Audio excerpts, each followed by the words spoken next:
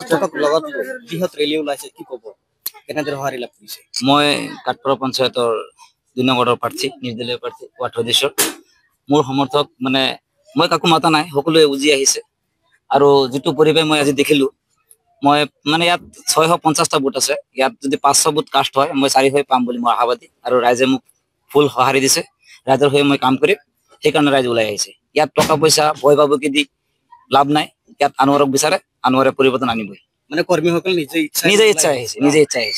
মই কোনো এটা মানে আপোনাৰ নমিনেশ্যন দিয়াৰ পাছত মই কোনো এটা মিটিং কৰা নাই, কাকো মাতা নাই, কৰবাত কোনো এটা মিটিং কৰা নাই। মই অকলে গোটেই ৰাতিটো মই অকলে বাইক লৈ ফুৰিছো।